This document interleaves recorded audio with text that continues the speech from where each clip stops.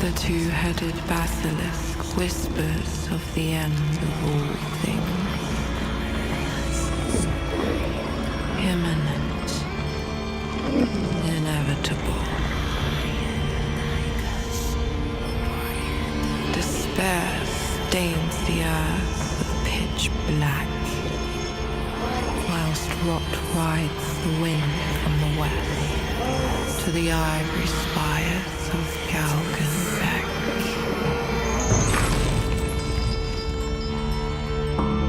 Cursed walker, will you travel there? Who will witness the miseries carved into the grim calendar before all is drowned in welcome silence?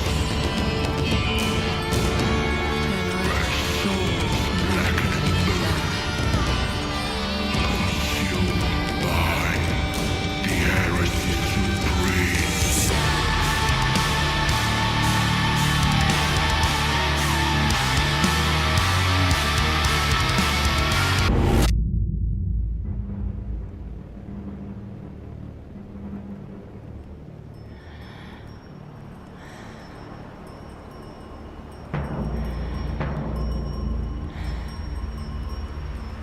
He knows. In the bleak valley, bound by the shadows of Birken crypts, the two-headed basilisk whispers of the end of all things. Imminent, inevitable. Despair stains the earth with pitch black, whilst rot rides the wind from the west to the ivory spires of Galgenbeck.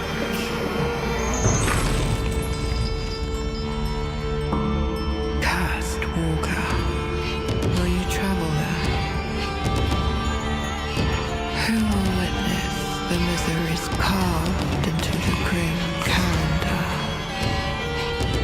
before all is drowned in welcome silence?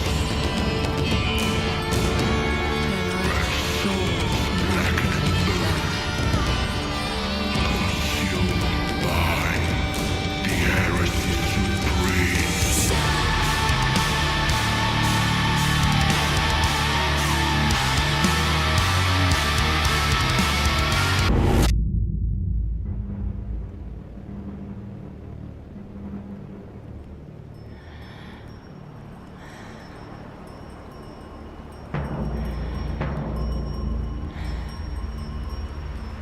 He knows. In the bleak valley, bound by the shadows of Birken crypts, the two-headed basilisk whispers of the end of all things. Imminent, inevitable.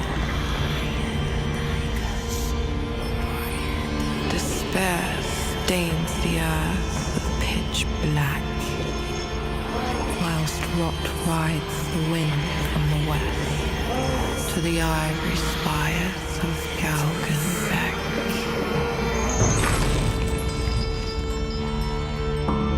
Cursed walker, will you travel there? Who will witness the miseries carved into the grim calendar before all is drowned in welcome silence?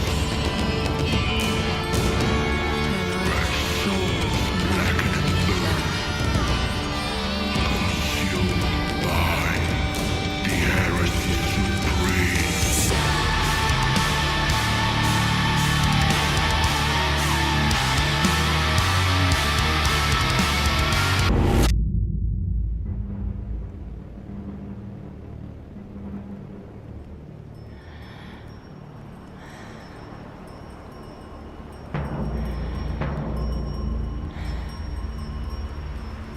He knows. In the bleak valley, bound by the shadows of Birken crypts, the two-headed basilisk whispers of the end of all things. Imminent, inevitable. Despair stains the earth with pitch black, whilst rot rides the wind from the west to the ivory spires of Galgenbeck.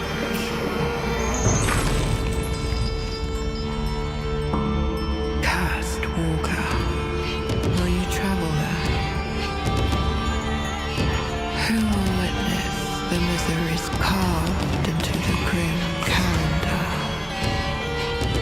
before all is drowned in welcome silence?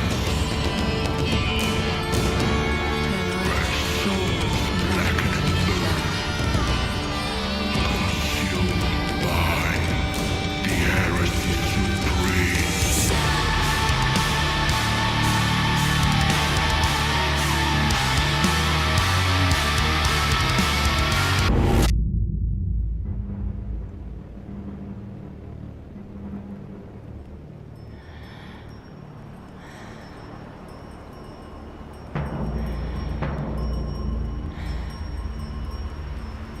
He knows. In the bleak valley, bound by the shadows of Birken crypts, the two-headed basilisk whispers of the end of all things. Imminent, inevitable. Despair stains the earth with pitch black, whilst rot rides the wind from the west to the ivory spires of Galgenbeck.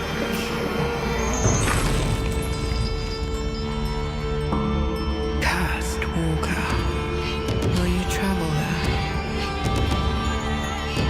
Who will witness the miseries carved into the grim calendar before all is drowned in welcome silence?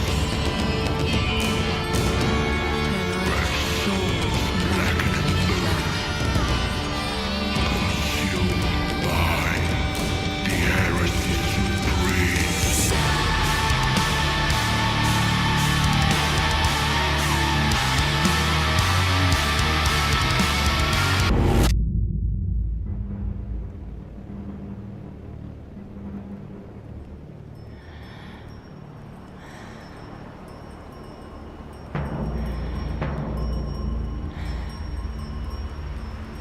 He knows.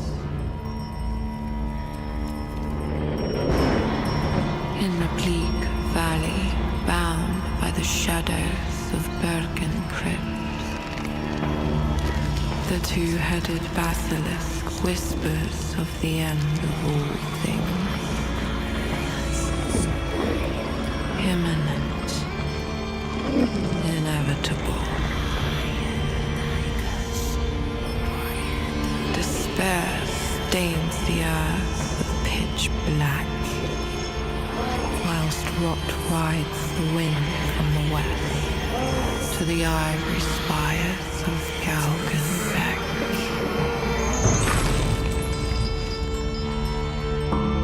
Cursed walker, will you travel there?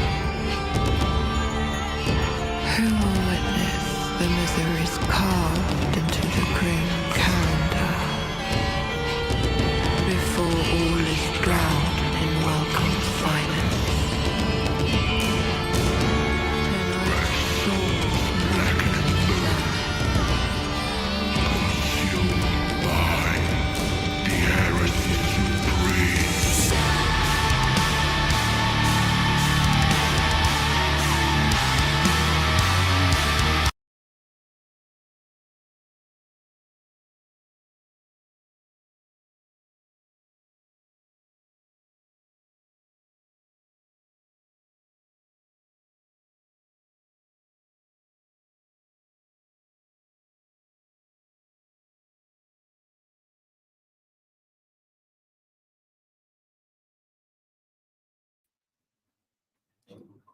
Hey, 1, 2, hey. Hello, hello Can you hear everyone. me? Can you hear me, guys? Can you hear me? Yeah. Yeah, okay. Yeah. We're extremely excited to be here. Probably, I'd say we're excited and nervous too. Very nervous because like we're not very used to do like live streams. So it's gonna be fun. It's gonna be fun. And I want to say this, and also that this live is gonna be in English, which is gonna be like probably a pain for Italian people. I don't know, but it's gonna be funny for the audio people because they get to hear somebody speaks in English with an Italian accent. Okay, So yeah, I think it's like it may be really fun to extremely fun to say. Basically, we're having this. My name is Matteo Corradini. I do the narrative of the game. I write the game. I basically my job, like my normal work job, is I write for television, but I'm trying to get a really into the business of writing video games because I love that. And this Diego, what you do? I'm Diego, and I'm the developer and designer of this game, and I've been doing games for the last 10 years. So I'm an indie developer and designer. We work together, Matteo. Yeah, we work together. Title. We had the pleasure. We work together also with Giuseppe Misbag. We are going to in a moment. Yeah, let's have him say hi. Hello, everyone. Yo, man. So sorry for not being there with you guys, but there's a trip to get to Rome. So yeah, he lives in Bari, which is beautiful city. Yeah, beautiful city with a place where you can eat the cozze crude, the mussels, the raw mussels. Raw mussels. It's very famous for that reason. It's not too far away from Rome, but it is actually it is, because it's like driving 4 hours. Yeah, don't say to Americans. 4 hours for American people is just nothing. For Italian people, it's like a long drive. Anyway, I'm Misbug. I do graphics and also game design on Heresy Supreme. And I've worked with Diego and Matteo already on another project called The Texorcist. And I work with Diego on other smaller projects that we made just for fun, to be honest. And we participated to a lot in global game jams. If you don't know what they are, basically they are marathons of 48 hours during which you basically develop an entire game. Of course, it won't be the Heresy Supreme. It won't be a jam game. It will be much more complicated. Yeah. Also, when we do the jams, we stay in the same place for 48 hours without washing out ourselves. You can imagine. Yeah, it's the kind of places where magic like Mörk Borg starts. Do you know, Giuseppe? You know the like real Swedish pronunciation of Mörk Borg? Why are you trying to embarrass me? Because I remember you said it once. I don't remember. Yeah, I checked the pronunciation with Johan, and he said it was okay-ish, but it should be something like Mörk Borg or something like that. Probably something like that. Probably something like that. Which translates in English to Dark Fort. Yeah, if I'm not mistaken. Yeah, it's Castle or something like that. Anyway, we're like forgetting one really important thing. We want to say thanks to all the backers. Yeah. We funded like 4 or 5 days ago. We are trying to like get another last push, but I mean we're already very, very grateful to all the backers. So yeah, we're doing a game. Looks like, I don't know, last 36 hours probably. No, less than 24 actually. Stefano Gavras, such a perfect Swedish accent. Thank you, Stefano. Thank you. Anyway, thanks a lot. Thanks a lot, guys. It's crazy. I mean, it's very, very weird. Like, it's been a crazy run. Do you remember? Yeah, you remember like when we first were introduced to Mörk Borg? Yeah. It was like last summer. So we are all avid tabletop RPG players. So one day we tried Mörk Borg for the first time. And I remember that after a few plays with Giuseppe, we told like, why don't we make a game out of it, a video game? And then we decided to basically make a prototype to show, to try to get in touch with Johan Nohr and Pelle Nilsson some way. And so I remember this was like such a crazy idea. I mean, doing this prototype, not knowing if you could actually deliver it to the right person. And I don't know, maybe it was a little another comment. Hi, Bareor. It's a very hardcore fan. Fernando, grande. So we made like this prototype, and that was much like the game that it is now, but it was also so much different. I remember. Yeah. I personally like the first time I saw Mörk Borg, I was totally blown away by the visual. You know, it's like, for me it was like the first thing that actually took my attention, because it was like very, you know, like he had a very specific aesthetic that would fit in a TTRPG environment, but also, you know, the crazy colors. Yeah, that really, it's unique. It's unique. Yeah, it really is. It's just unique. Johan did such an excellent job at creating visuals for the game, and also to inspire players to play in a certain way. Pelle also is an amazing writer and designer, and he created the perfect environment for players to create amazing adventures and also have fun with them. It's not just a narration where there's the GM that tells you stuff, and there are players then that see, okay, I have +1, +2, +3, minus blah blah blah, and I roll this dice and I get a result, and whatever happens, it's more like, okay, I give you this world, now you live and die in it, whatever happens. It's just such an amazing concept, and I was blown away the first time that I read the manual and I played with people for the first time. And also the first time that I played the game, the more that I read the book, it was like, this is perfect for a video game. I remember when we played it together, it was like, this is perfect for an action game. This is perfect for a roguelite experience. We can do this and that. We can do combat with action, and then we can still have some role-playing mechanics with dice rolling and I think this is important because some people asked during the campaign, or maybe under some videos, they asked, is it a turn-based game? Or is it more action? And that's a good question, because it's natural to think about a turn-based game when you think about a tabletop RPG adaptation into a game.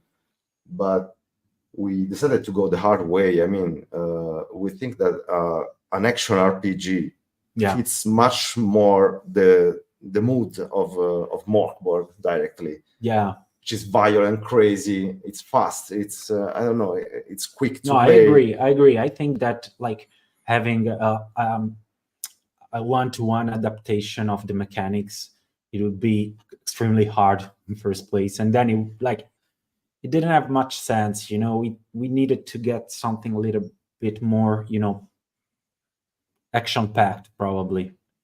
I think we got a good key in any case. For me, one of the things that actually took my interest in the first place was like, you know, there's so many games that deal with the end of time, the doomsday, but like, yeah, we know games like Dark Souls and Darkest Dungeon, they have a very grim tone. They're very, you know, like, the world hates you. You always feel that the world hates you for some reason. It's like the main featuring of the narration. You know, something I love about Mörk Borg, it doesn't really take himself so serious. Yeah, I like that too. Yeah, because, you know, like, of course, Dark Souls is great. I mean, it's in its narration, it's great. The same Darkest Dungeon, for example, they both deal in, you know, apocalyptic themes, but they're so, I mean, they take themselves so serious, and they're Pretentious. Say it. They are pretentious. Say it. yeah, no, I love both games. I love both games. Me too. I won't say they're Yeah, we pretentious. spent so many hours on those games. Yeah, a lot. I love both games, but I mean, they already did that. I understand what you want to say, and I like the tone too. I mean, this light tone where everything goes really bad into when you play the one-shot adventure, but you still have fun. You have more fun in dying than in succeeding during the adventure. So this is something really charming for me. Yeah, the dark comedy behind Mörk Borg is so incredibly exceptional. I remember the first time I was reading the abilities of the classes, and then I read Abominable Goblobber, the ability of the scum, where basically spits mucus and then if they hit the target start vomiting, but also other people witnessing this thing start vomiting. It's so completely so over the top, and the funny part of what we're trying to do is like to take this feature and adapt it in a video game. Of course, you can't go. It cannot work exactly the same as in the TTRPG, but we want to give that feel, using fucked up abilities, using fucked up items too, that can potentially. One great thing about, you know, me and Giuseppe, sorry if I digress too much, but I need a little bit of context. Me and Giuseppe, during October, I've been writing, and he's been drawing some stuff for the Mörktober.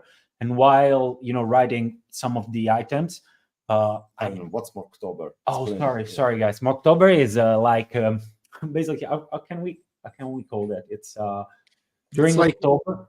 It's like Inktober, basically. Yeah, much like Inktober. There's a list of words, one dedicated to each day of the month.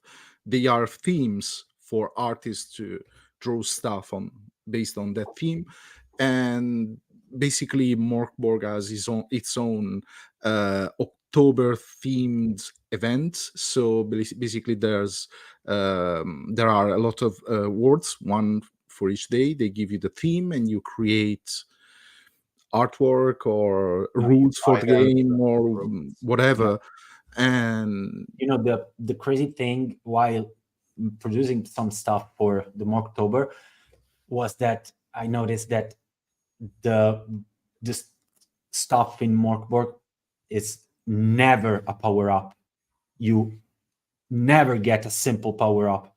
You always get something that can help you in some ways, but destroy your run in some other ways. And it really reminded me of some very hardcore roguelites, like, for example, The Binding of Isaac. Yeah, it's, you know, it's like, I see very good. The same principle, you know. It's a good example. Yeah. For example, we will talk about scrolls. In this game, we have scrolls like in all fantasy games. So yeah. But for all the people who don't play or don't know Mörk Borg, I'd like to add that when you use a scroll, which could be a fireball or something like that, there's always the chance you got instead an arcane catastrophe. And that's a mechanic I really love from the game. So every time you start some spell, you cast some spell, there's a chance that everything goes really bad, really south, and that can change the outcome of the adventure with incredible I don't know, effect. Very crazy. And yeah, another thing that is true is I mean, that it could be extremely useful, but a catastrophe at Yeah. the same time. and it's, also the catastrophe could be still useful to you because it Yeah, affects yeah, of anyone, course, of but course. affects your enemies worse than you. Yeah. So it's a very deep concept and deep mechanic to add into the game. Or what are or other mechanics? For example, I like the level up system in the of Mörk Borg. yeah, it's very weird. It's very weird. So you don't get to level up by getting XP. We don't have XP Yeah. into this game. You level up by like doing missions or how could I say? Quests. No, like doing It's some. more like completing achievements. Is basically that. Yeah, like if you're going to an adventure and then you kill 10 goblins altogether without ever getting hit, then you have the chance to level up, which is called getting better or worse into this game. Yeah. Because basically you can raise your stats during level up, but also lower them, and I think that's crazy. So the higher your stats are, the higher the chance that they go down. Yeah, it's great. We already got a question, but okay, but we're gonna keep it like at the end of the stream. We'd love to have a small Q&A. We're gonna get all the question you have, and if if we can give you a quick answer, we'll do that. Otherwise, we'll keep the question for the Q&A part. We already flagged some cool questions. Yeah, absolutely. What's Yeah, keep the question coming. Hit us with your questions. Yeah, of course. What's we were talking about the level up system. Yeah. Okay, and we already said it. Stats can go up or down. But what are the three things you like the most about Mörk Borg? It can be a rule, a monster. Really?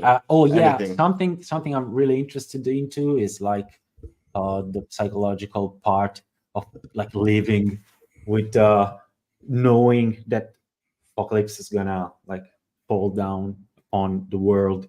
It really reminds me a lot of the movie Melancholia. Yeah. It's an extremely overrated movie. No, I love it. It's a great movie. Come on. Yeah, that's not a very good question. Yeah, we can. But another thing I love about Mörk Borg, and it's really somehow I think it's really useful to have something like this in a video game. It's really interesting, and how playing Mörk Borg is structured, like the mono adventures. The one shots. This is very interesting. It's like every time you go down there, you don't know what's gonna happen there. You don't know if you're gonna get out alive, and it's something that really I already felt in other roguelikes, but it's something that I really love to get into the video game. Gamey thing. Yeah, it's also when you generate the dungeon, you have a ton of rules, of easy rules, like this dungeon you will find, and you roll the die. You roll the die, the d20, and then based on the result, you can extract monsters, items, and what happens next, and what's the room. And we basically doing the same thing into the game. So when you generate a map and a level to play, we internally roll some dice, and then based on that we pick up. How do I say? We choose enemies and items. And we should. Can we show it? Is this the one? Wait a sec. Oh yeah, this is a video we already published in our devlog. Yeah, and the devlog news list from Kickstarter. I think it's really useful to understand how we're working, and the video was really short. Maybe there's something more we can say about this. I'm gonna put on the background Giuseppe. Why you put Giuseppe? Because he left. Oh, he's back. Background. Sorry, Giuseppe, I thought you were. I won't miss back. Sorry. My battery was dying. Intro of me testing weapons. Okay. So we made some tools. The first thing you have to do when you are a small team and you have to make a big game is to develop tools to help you develop the game. So in this devlog, I wanted to show some of the tools we made to create the game. And this one, you can also go a little, you can play for a moment so we can show something else. Okay, you can stop it here so it's visible. This is the first tool that we use to handle the data structure of every object of the game, of every item, every actor, everything basically. And also how do we lay out maps, their dimensions, and everything. And also this is a kind of data which is called JSON, which I don't know if any is code-wise, if we have any programmer here, but we are using a data that can be easily handled by players like you, because since Mörk Borg is a game strongly influenced by the community, we wanted the same with our video game. So we are trying to do our best to make the game moddable. You can, so everybody can add items and enemies and stuff like that. And so this first tool will help us to build this data structure, which can be, I'd say, really hard to track manually. And then what did we show? It's really interesting because you can already see some of the items we've been testing with. Okay, this one is the spine viewer. We use this tool to check all the animations that MissBug do for us. And yeah, this can be useful because we are using this software, Spine 2D, to make the skeletal animations. We are doing this because we can do many things like changing skin, keeping different weapons. And I'd like to have MissBug tell us something about the software. Yeah, Spine 2D is basically a skeletal animation software. What I basically do, I create bits and sprites that then I apply to a skeleton. Basically, I create a skeleton with different bones and nodes and stuff like that, and apply these sprites to these bones, and then use the bones to basically puppeteer the sprites, and this is the result you will have at the end. Of course, this system is pretty useful because I can basically dynamically change the sprites when creating an animation.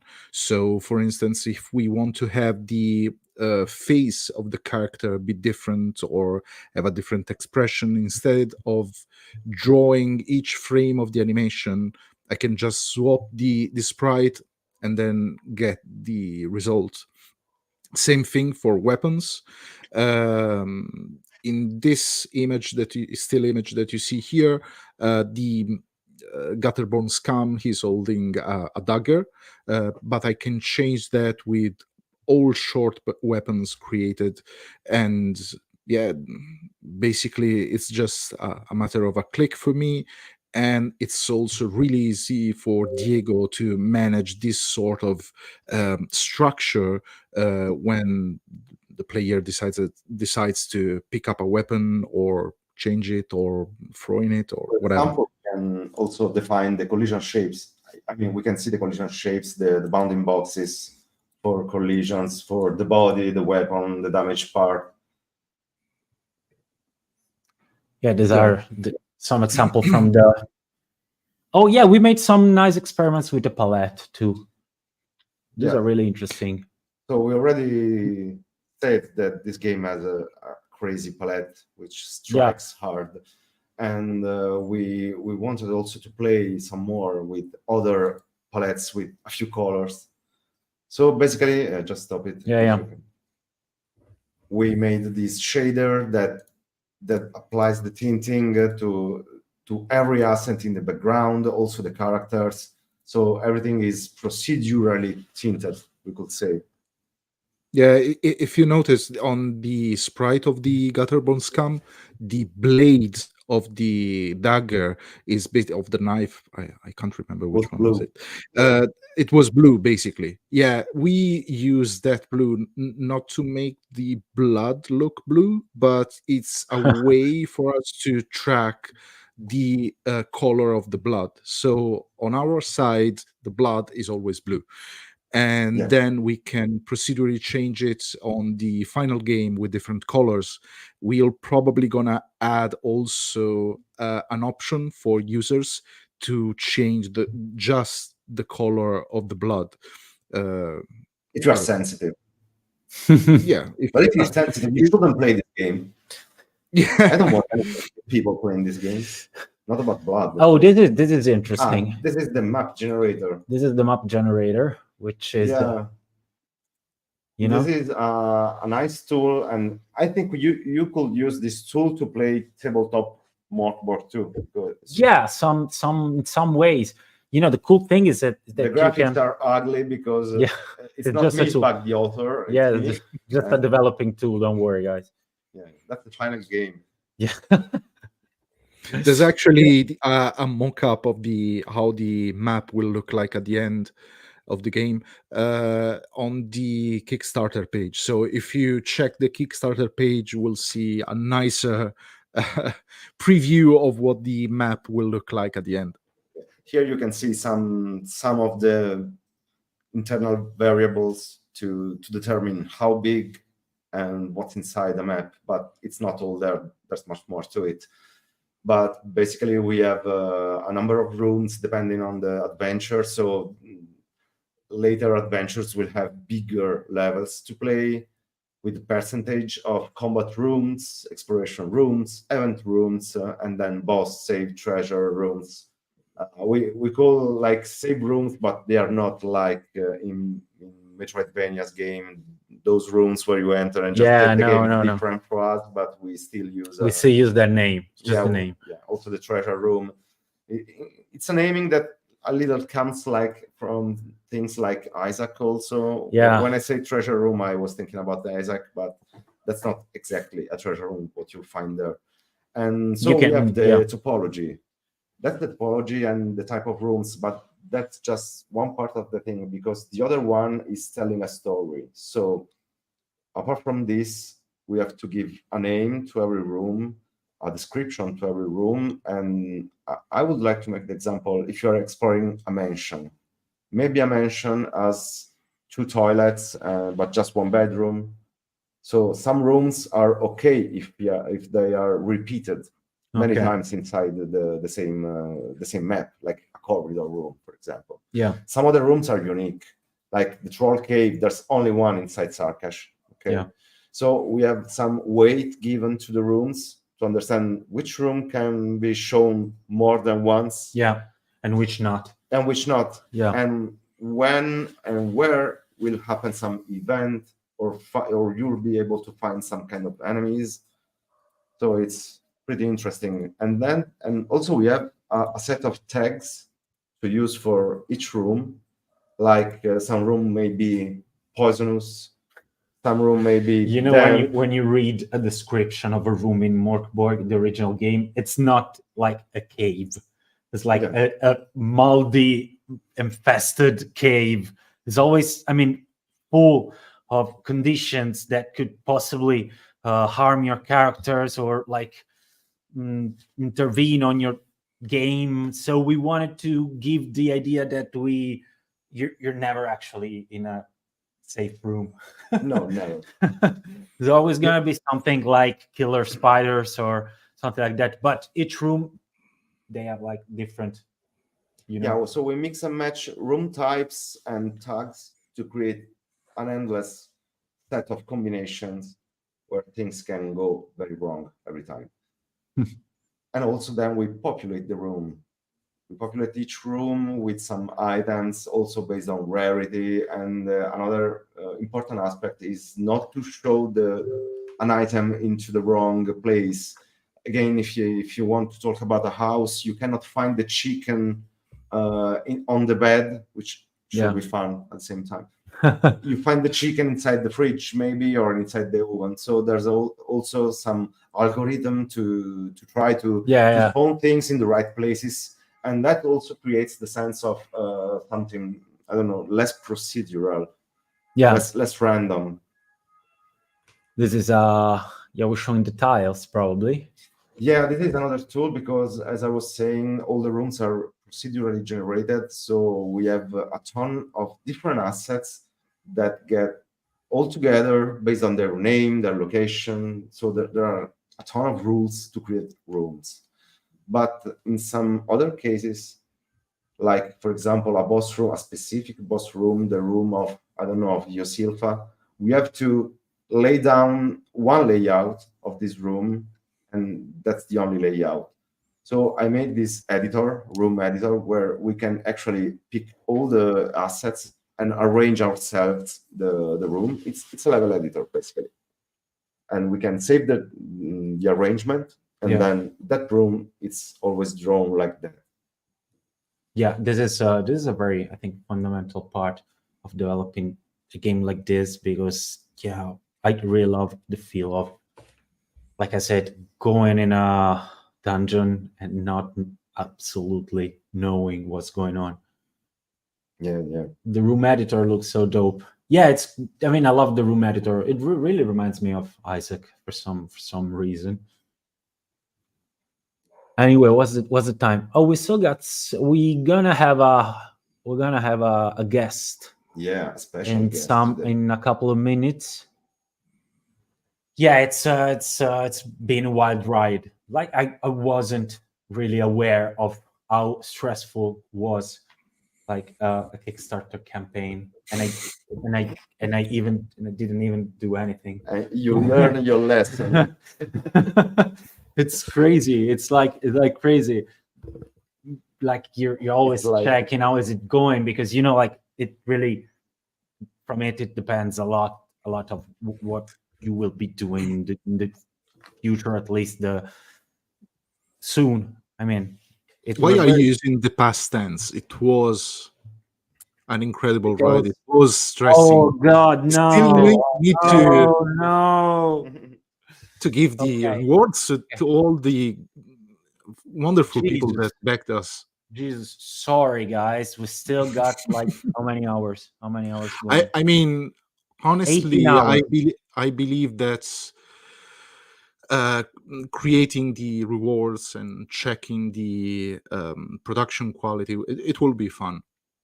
I like doing that sort of stuff, and also Johan will help us, and he will be also the tester of the quality of the products that we are producing. He's also producing some products himself, like the goat heads and the guitar. I mean, the guitar will be created and built by Overload Guitars, but he will he will decorate it.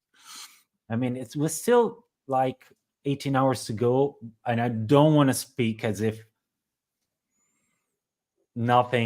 anything could happen, but I mean, the guitar stuff was crazy. I mean, it's really a crazy idea. It's so crazy, and the thing that I mean, it's like a piece of art if you think about it. It's something that there's just one. It's totally unique, and you can also make some crazy music with it.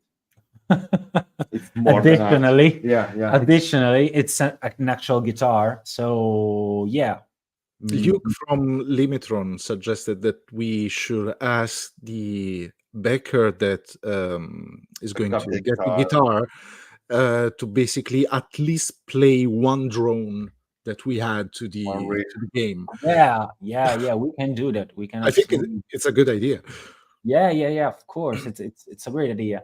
Anyway, it's I still wanted to say a couple of things. Yeah,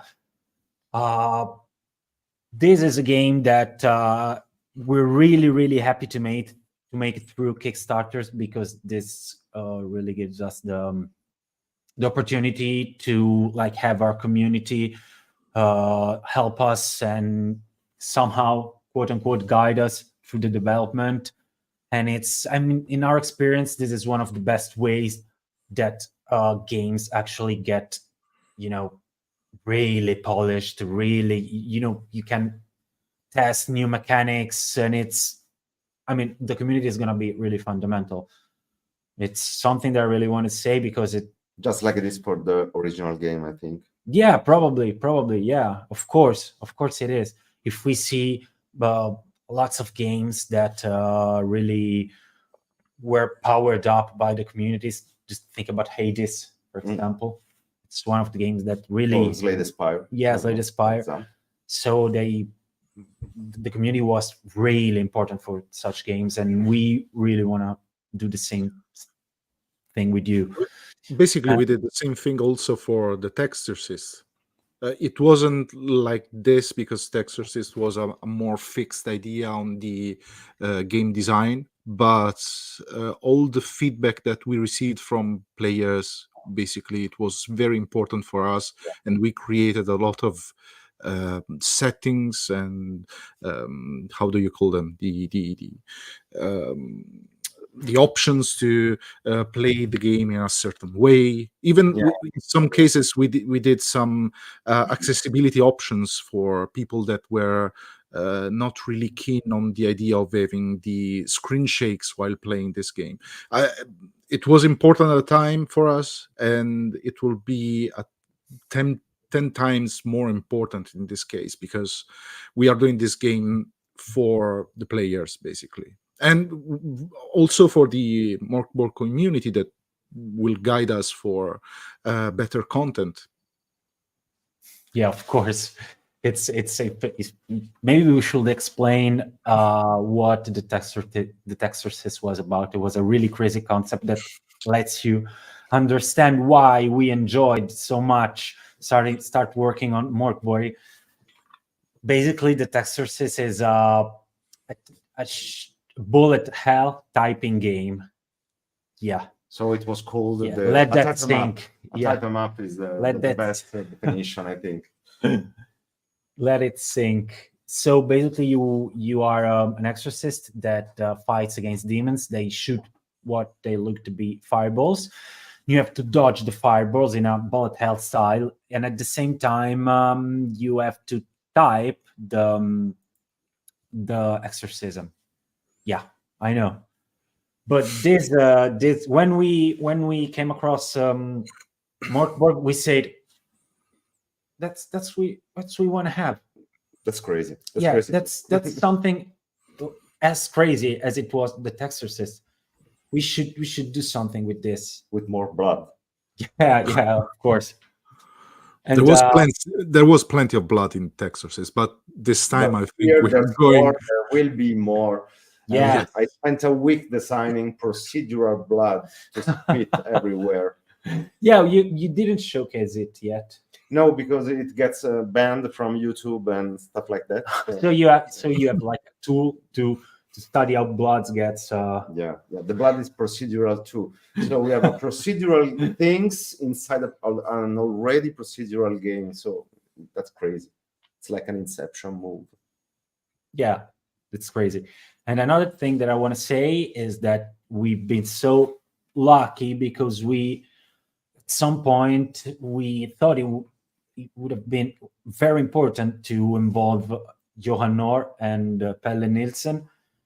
And we were like, I'm not sure if they really wanted to make a game or help us, or I don't know, but they were like the best people ever. Great devs. Great game devs. Yeah. Great game devs. They were like very useful for everything. They followed our every like movement, not physically, like, they were, yeah. But I mean, they've been great. They help us so much. And we should have a guest. Yeah, I think it's time to introduce our guest here. Time to Ciao. introduce the guest. Hello. Yo. Johan Nohr. Yo, Johan. How did I end up here? What the hell happened? Yeah, and it's only the beginning, man. Oh yeah, it's only Yeah. getting worse now. Yeah, we had the chance to meet in Yesi. In Jesi, which is in Italy. Yeah, Always in and we had some fun. It was funny because for the first time, like I could ask Nohr questions about the lore that it's so. I'm like right now I'm all in the Mörk Borg lore, which is not very exhaustive, but that's the fun. That's the fun. So one of the things that I had the pleasure to do was speak to John about the lore, and it was crazy. That Do was we great. need That to was a great- introduce? Do we need to It was a great introduce? coincidence John? that we were there at the same time. Okay. I make art for the game, this Mörk Borg game. That's me, basically. Just like that. Yeah. And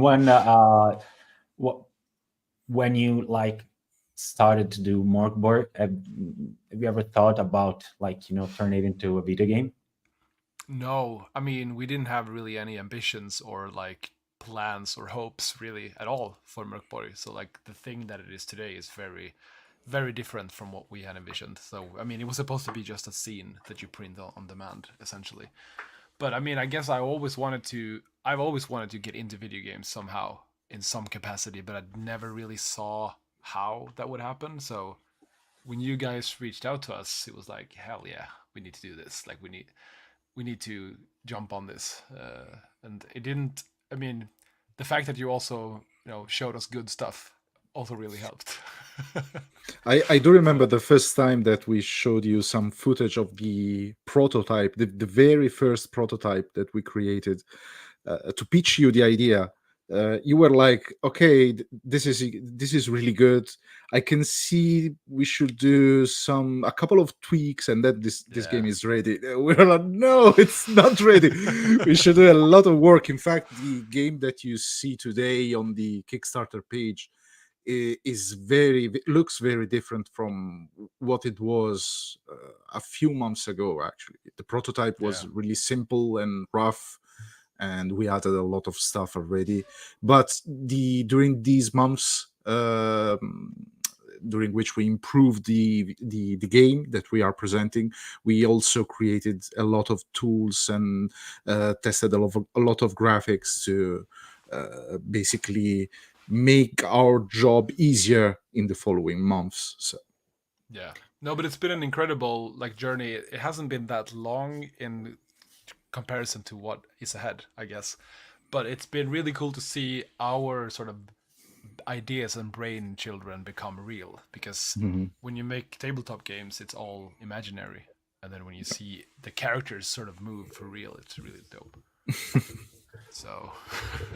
So what can you say about yourself that you are a gamer? Like, weird question, to do in No, 2000. sure. You mean like video games and stuff? I mean, Yeah. I play a lot. I go in like from time to time. Like sometimes I play a lot, and some periods of time I don't play anything. But that's with like everything I do. But no, I've been really stuck in Elden Ring and playing Binding of Isaac, and we talked with Luke of Limitron as well about this not long ago. But yeah, sure. I have some games that I'm very passionate about, and I have games that I have strong opinions about as well. So that's why I kind of infiltrate your team as well, with not only like the visual ideas, but I also have, I believe, some game ideas. It hasn't really come to that yet. But yeah. We love strong opinions anyway. We can talk about those a little bit if you want. Also unpopular opinions. I mean, it's like it's very strong and unpopular stuff, probably. And like you mentioned the Binding of Isaac, so you're probably into like roguelikes and everything. Like I love roguelikes and also very unforgiving games, surprisingly. I mean, it's like all these like surviving games that you play, and like it's very harsh. Like the game doesn't want you to win. It's like I played a lot of DayZ, a lot of what's it called, Scum, the new. I haven't played like Rust and that sort of stuff, but that kind of survival like games, I really enjoy when you sort of strive to build something and make your character stronger, and then all of a sudden you slip on a wet route and then you die. It's like, and then you start again. Yeah, it's like the character you play doesn't have any plot armor. I love that. Yeah, it's great. Like, I love that too. It's it's like the cool thing is that when you play Mörk Borg, the TTRPG, if a character of your party dies, you can almost instantly swap it with another one, and it's like it's gonna be playable at the same way.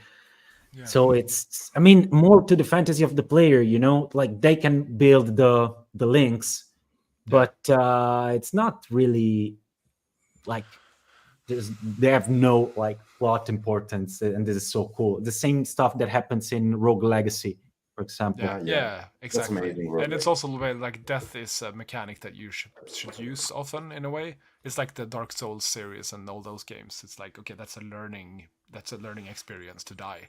It's not necessarily a failure. It's just a step towards victory, kind of. And it's I want to remind you guys that if you have any question for Nohr, you can write it right now, and we gonna ask Nohr. And but anyway, keep rolling in with the Q&A questions. That would be great. Yeah, Johan won't be until the end of the stream. We'll have another guest, I believe. Yeah, we're probably gonna have another guest. If you want to ask Johan something, do it now, before it's too late. Before the last, before the last misery happens. It's in the darkness behind me. Someone will yank me away. Like, you're going to be eaten by a gruesome. Like, can you add that in post? Another thing. Sorry. Yeah, we'll record the stream. I was saying something silly. We'll record the stream and then do all the effects. We also found that the music is it's strange, but in a TTRPG like Mörk Borg, music, it's important, like, because it gives you the feel of what's going on, the density, the thickness of the world around you. And it really, like in this first month of development, we always ended up talking about music and how it could affect the game. And this is also probably in the original game, right? Yeah, absolutely. It's always been a very musical project, and it's like when we play it or when I run it, I always have the soundtrack blasting, and like that inspires you in the game somehow. So absolutely. And so I think like the fact that we also, when we've been talking in the Discord about the development of this game, like we've been talking quite a lot about music actually, different artists and different like. So I feel great that that tone and that sort of the way to look at music has also survived into this. It's it's nice, and also all these awesome artists that we're collaborating with. Yeah, and we had a nice selection. Also, the in a video game, music is so important because it gives the mood and the rhythm of the game. Yeah. So it's extra important here because we are making a game which is slow and heavy, and the music it's really a good fit to help people enter into this mood. I agree. It's like the way you play, it's going to inspire that. It's like you're not going to jump around and hack and slash like crazy. You're going to take it slowly and maybe more deliberate in your... Sometimes sometimes music makes the difference between a frustrating experience and the slashing and dashing trance. Absolutely. I mean, look at games like Hotline Miami, where like the music is such an important... It's like you want to play it just to listen to the music. Yes. Yeah, exactly. Even though you absolutely hate it because you keep failing all the time. But it's an awesome game as well. But sometimes, that sort of thing. Yeah, sometimes you just press restart because you are into the flow of the music. Yes. Yeah, and it's a quick game to restart. To start a game, it's very quick, and that's another important thing. Yeah. I mean, I love hard games where you die a lot, but I snap when it's too long. Yeah, of course. Where The you corpse lose run. too much that it becomes boresome. I don't know. You played the second game from the developer of Resogun. No. Oh, Jesus, what was the name of the game? Returnal. No, I think Returnal is I- it's roguelike, we can say, but you have run of like 1 hour and a half, almost 2 hours, and when you die, it's I think So don't die then.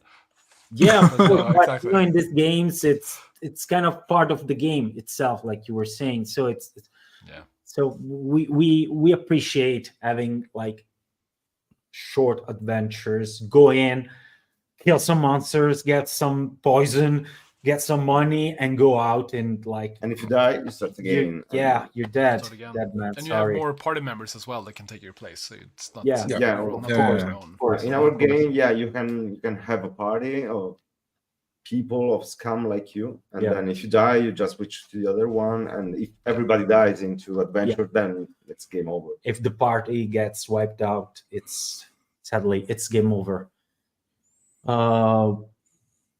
Yeah. There's someone recommending Noita. I haven't played Noita. I've seen it in Steam, but that's the pixely one, right? Yeah. Low res. Everything is like simulated physically, so you can. yeah. It's very fascinating game. You know, I always like ask myself. I don't want to ask Johan too. Is it weird or maybe interesting or maybe I don't know exciting for the community to see Mörk Borg, something animated in motion, something like visually this complex. We didn't think a lot about it, but it's something. I mean, it could be What do you weird mean, like for the community. just to see it animated or to see it? Yeah, see it and life, think about playing. Yeah, I mean, I think that was sort of the main thing that got me psyched up for this, because I could see our creatures and our classes and characters move. Like it's like they become real. Then they leave the realm of the imagination and they become physical almost, even though they're still not. Thank God. Yeah, but, this is great. Magician of the desires of the and children. in my mind, because I'm not in like video games, that's like alchemy to me. Like I don't understand how you guys do it. It's always fun because we come in with these ideas and like, oh, wouldn't it be cool if this and this happened, and you always have a good answer to like why that wouldn't work or why that will work. So that's also very enlightening to be a part of. I must say, another thing we are putting some focus on is the lettering, the typography. I mean, we are using this art style which comes directly from the manual. The book, yeah. It's just not the setting of Mörk Borg, but it's also like the manual becomes alive. So in this regard, also all the lettering, the fonts, we are using all the same style, but it's animated now. So we are pushing the boundaries. Of that part too, and I think we are putting very much effort and detail into the interfaces, the experience from that point of view. I think that's going to make it stand out as well. It's going to look like no other video game because it has that distinct style.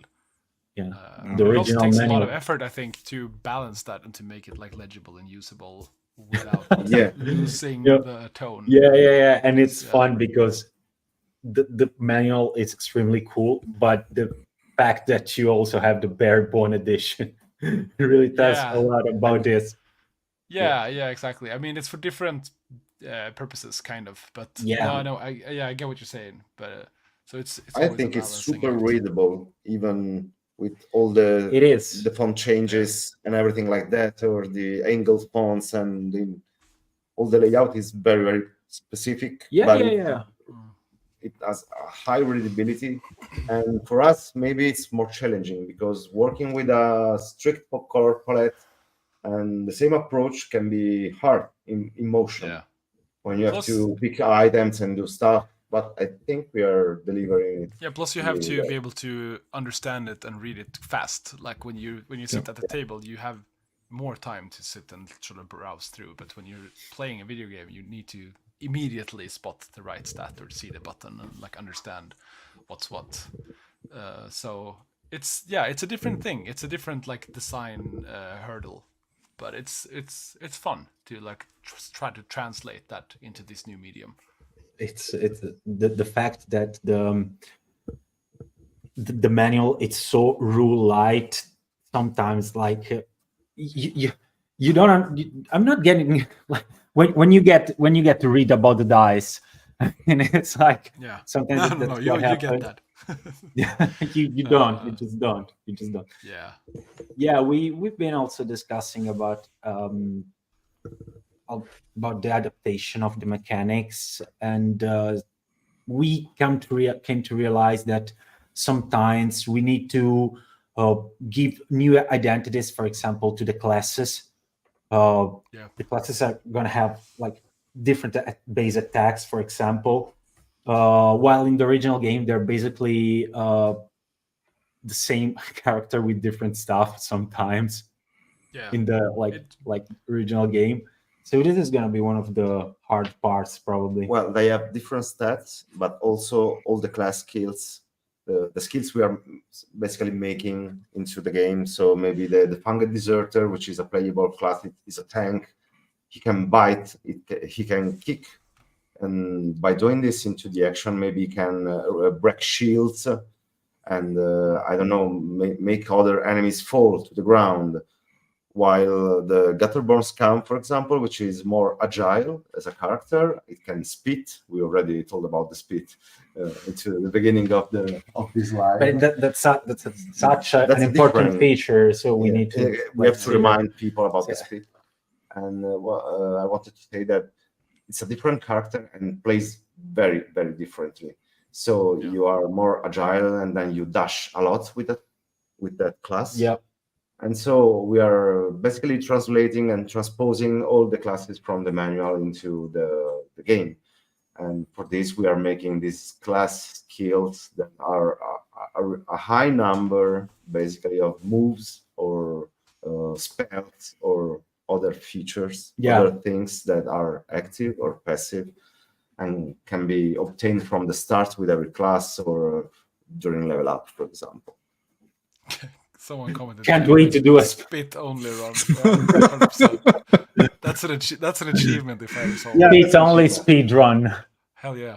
The speed run, the speed run. I think the speed runner. It's a speed runner. I think that the classes being translated like this, and also like the monsters and the items, and like basically everything that is in the role-playing game book, like when you translate that into video games, and you have to make these decisions, how do we adapt this, and how do we make this playable and fun and unique? Like it's sometimes it feels kind of easy because all these things have a certain place, but sometimes I guess we have to think about it for a while, also to balance it. But that will be the most hard thing for us to do, because the Mörk Borg, the tabletop RPG, is beautifully broken. You basically design some things to be broken, and so that the situation that are generated by those mechanics are more fun to play. Basically, with video games, if you create something which is broken, it's just broken.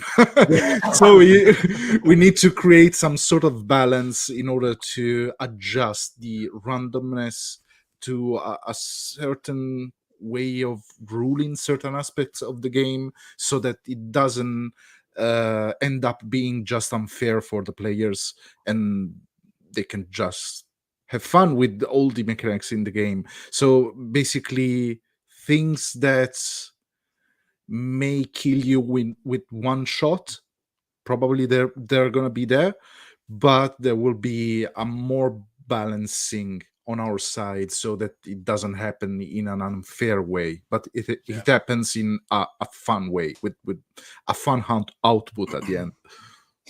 And also to have like all the creatures and monsters have their unique slot that they fill, kind of. So like you have the ranged attackers and the jumpers and the ambushers and the whatever, so that you won't just face the same monster but with different skins. I think that's also a thing. So yeah, and also some of the things in the role-playing game is unique, like the goblin curse, for example, is one cool thing, and like maybe the way trolls work, where they heal, and like I don't know exactly how we're going to implement this, but there are a ton of things that we could do and pick from the role-playing game. And also how like liches, steal magic and all that stuff. Like there's seeds that we could use. Yeah. With the goblin curse, we already had a lot of talk about it, and Let's talk about it. And we are also talking about the troll ability to regenerate after they escape. And the troll is probably going to be one of the bosses of the game that you can find on a quest. And we are testing basically the idea of having the troll escape at a certain point, and then you have to track him in the dungeon, and when you find maybe he comes back all of a sudden, like breaks through the wall. Let's put some context for for other people maybe about the goblin curse. So in this game, if you meet a goblin and the goblin just attacks you, there's a chance you get the goblin curse. So what I really like about this thing is that goblins in this game, which goblins are quite a classic creature in fantasy, and in this game is treated like zombies, like an outbreak. I mean, it's an illness being a goblin. So if you encounter a goblin and the goblin attacks you, you may get the curse, and you have to roll a d4, and then after d4 days you become a goblin too. And so this is pretty specific to this game, and of course we're gonna have this into our game. But one question I have for Johan is, how did you come up with this idea the first time? It was you or it was Pell? I don't remember exactly whose it was, but I think the idea, one important detail as well, is that you can break the curse by killing the goblin who attacked you. So that's a reason because the goblins will then, of course, attack you and then run away. So they will do hit and runs, and you will have to chase the goblin and kill it. And probably the goblin will run towards a big group of goblins, so you don't know which one it is. So you have to kill them all. And I guess one of the ideas was to avoid this weird trope where people have like pet goblins. That's a thing in role-playing games. And we were like, we're gonna make that impossible. Like you can't have it because if these goblins attack you, it's not even a chance that you get a curse. You get cursed when they attack you. You don't need to hit. It's just an attack. What is an attack even? If they spit at you, is that an attack? Like, does that count? Or are you gonna take the chance? It's like, no, you're gonna have to chase down the goblin and kill it to be safe. So but and it's also an interesting No, sorry, like I was saying, imagine ruling all of this in a video game. No, exactly. You had to, but like in a tabletop game, that's easy, or it's at least fun for the GM. But it creates interesting things when, say, for example, an alchemist or someone wants a live goblin captured, and they will pay handsomely for it, because capturing a live goblin without becoming cursed is very difficult. Because they will, of course, fight back when you try to catch them, and then you have to kill it, and you can't deliver a live goblin. So it's like sorry, we have a question about this. Probably you want to answer. Ooh, yeah. This is one of the things that we've been talking a lot about. Yeah. If you be able to play as a goblin. So my idea is that you are not in control anymore of the goblin, because in the lore in the tabletop game, you are not yourself, or your body does all these goblin things, but you are still alive within it. So you just watch through the goblin's eyes. You're trapped in your body that does all this horrible goblin crazy shit. It's like the worst fate, because you're stuck. So in a way, it would make sense for the player character in the video game to just run around, and you can't control it, and it just runs around, killing stuff. I'm not sure how fun that is. Maybe maybe it goes on for a while, and then the screen turns black and you die. Yeah. But Like an idle game, it just run.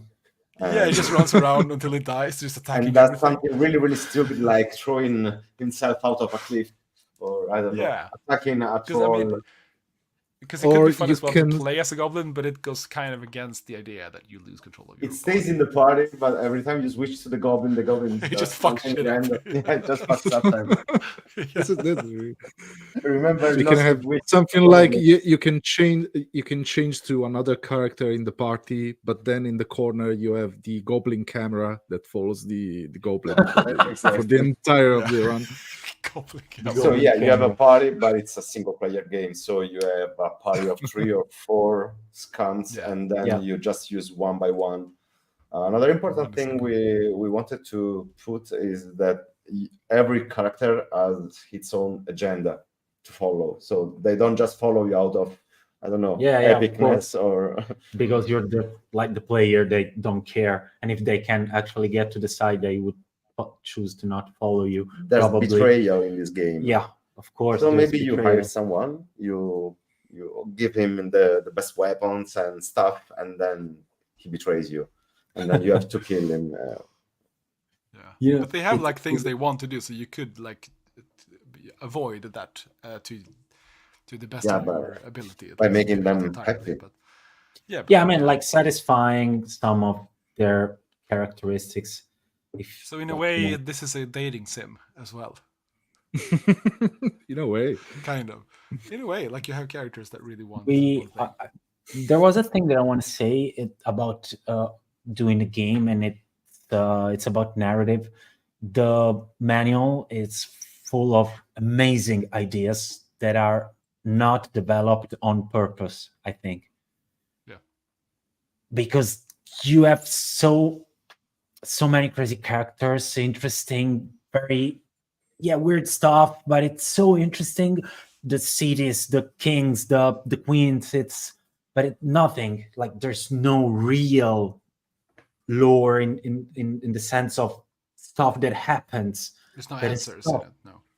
That is stuff that it's right there, and then the player gets and the master gets to like create something that could resemble a story.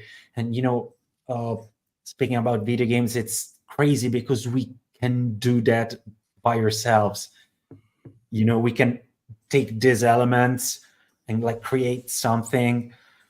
I think that the whole basilisk mechanic in the TTRPG, it's so interesting and it's so obscure on purpose that I'm really looking forward to You mean the Basilisk articulate Demand something. or the Sorry, what? the Basilisk Demand page, or do you mean the No, calendar? the prophecy?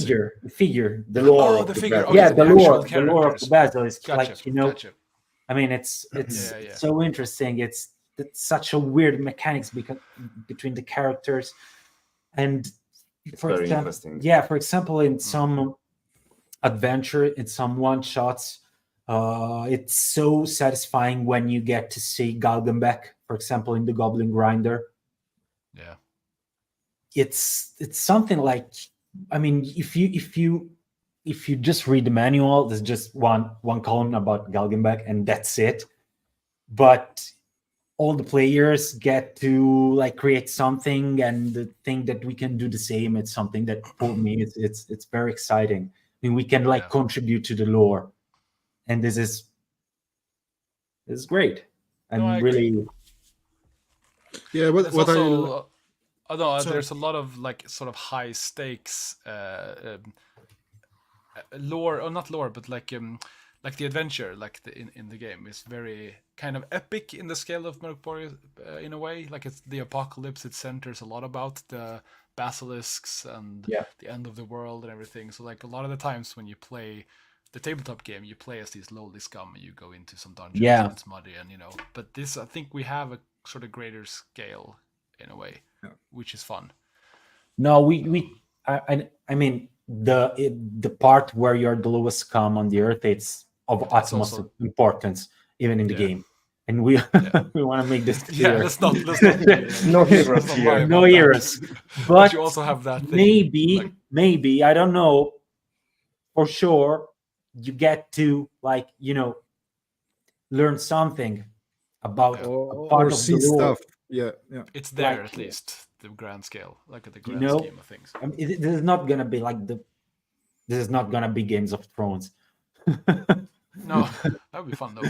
So Not much talking. not much talking, no titties. I think. But I mean, probably. speaking of I talking, don't know. I don't know. we have a good question about talking. Who's going to voice Barbarister, the incredible horse?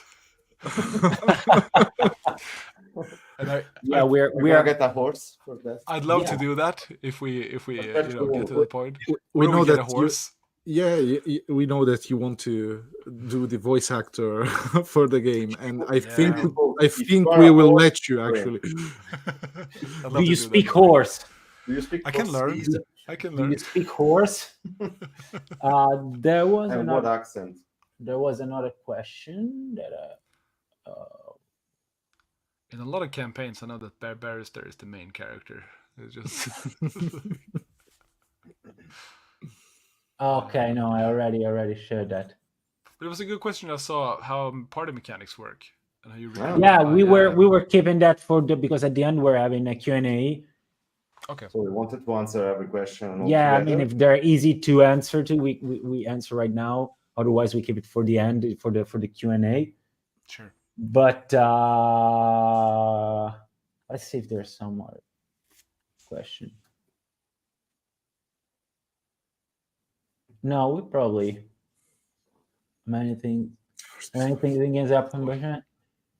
There was one about enemies fleeing. Yeah, but the troll fleeing. Oh, enemies yeah. Return later. That'd be fun. Yeah. Is over. Oh, there's a new question coming now. If we're gonna yeah. meet some of the characters from the game, like Anthelia or Fatmu. Yes. This is so interesting. Yes. Yeah, what we don't want to either we want to give to those characters the importance they deserve. Yeah. It's I recently played one of my first homebrew sessions in Mörk Borg, and I mastered an adventure that involved Anthelia. And it was so weird because it's a character that I was always used to see, in the manual. But we always consider those more than character-like beings, Entities. entities Yeah. somehow. So it's probably they're gonna be involved with the Some events of of the game. At least, yeah. Yeah, for sure, Yosilfa, because Yeah. Oh yeah, that's what I want to say. Just remember. you saw her in the trailer that we created, the teaser that we created for the Kickstarter campaign. So She's gonna be. She will be there. Part of the game. Yeah. and Maybe about voice acting, Yosilfa, some lines will be dubbed by the voice actress that you already heard into the teaser trailer. We have a stretch goal. If we reach the stretch goal, all the lines by Yosilfa will be dubbed by this voice actress. If we don't reach that stretch goal, we'll just have a few lines here and there. But Yeah, some important parts probably. To add some context, in this game, there's Galgenbeck, which is our central hub, where you start from. It's like the safe spot into the game, and from there you'll find Yosilfa, which is a very important character into the game, and from there you'll start going to an adventure. So every adventure is a level, a stage you play, but just like the one shot in Mörk Borg, every stage has its own title. Like exactly like a one-shot adventure. Yeah. So That's you so go fun. back and forth. What? So that's so fun. You get the title splashed out across Yeah. the screen. So it's With crazy metal fonts. Yeah, this is something I really, really like to do. Yes. That's gonna Anyway, be procedurally generated as well, like the title of it. Yeah. Is it not? Yeah, it's kind of like our dungeon generator and the monster generator. Like you can make these if you have Yeah, like for example, word plus also word. It can be quite funny. okay, in this game, for example, also the enemies roll the die. I mean, they roll the stats, just like the classes. So, I mean, using two funged deserters, they're gonna be two different funged deserters for their stats, and the stats are gonna be reflected into the mechanic, like how fast can you run, how fast can you give some blow, hit people, and how much damage you have, and also how much life you have. So I mean, also this applies also to the enemies. So two skeletons may have different HP and different speeds and stuff like that. And it kind of runs the engine like the Mörk Borg engine. Not exactly, but it's very similar to the role-playing game. Quale? What we try to do is to basically recreate as much as possible the Mörk Borg system into a video game. Yeah, and also with this comes the fun unbalancing that we love. I mean, you may have a super strong character with just 1 HP. So while you use this character, you kill everybody, and it's a really rewarding moment. But then you get hit just once and you die. But in the end, you had so much fun in that moment. It's like having, I don't know, the star in Super Mario where you can kill everybody.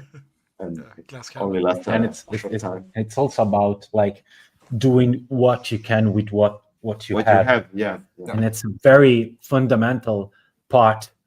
Like I was playing and I was with a friend that rolled an heretic priest that could the heretical priest, and he could basically do nothing, but he had the invisibility cap.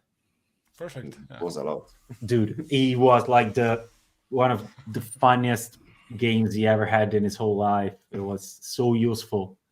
And it's that's fun when you have these overpowered items. That's one thing that I love in tabletop games, at least, when you have these super powerful spells or items. That's like, it's just fun because when you use them, you sort of break the game in a way, but then after a while you lose it, or it breaks the item, or you die, and then it's over. But while you had it and you played, it was so fun.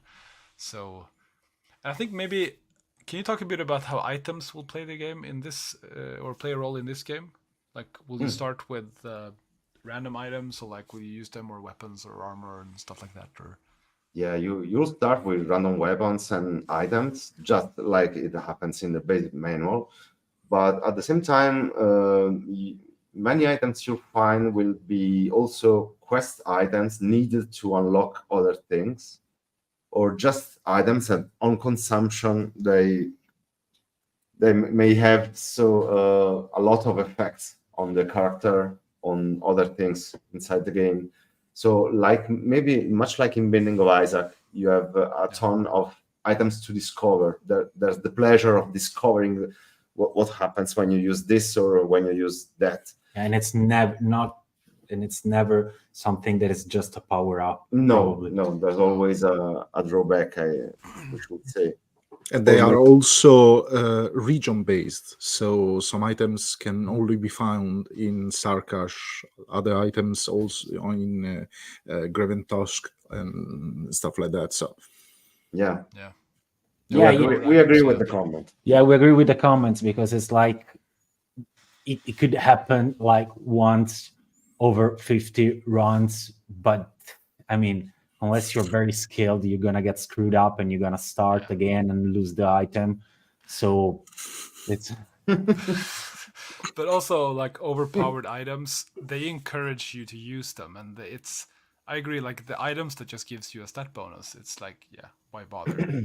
Like, it has to be noticeable that you have it and use it.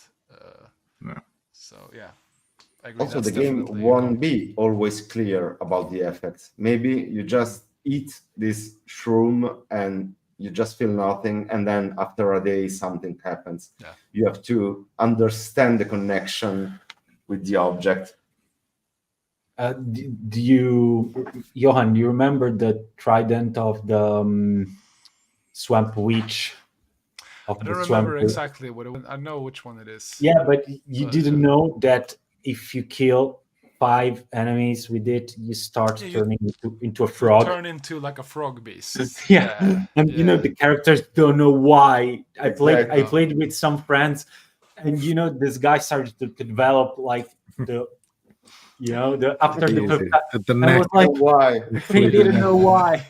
And also they don't want to drop it because it's such a good weapon. Yeah, so it's overpowered, and they don't want. So they're right now they understood that it involves killing enemies, so they're keeping it for the very strong enemies.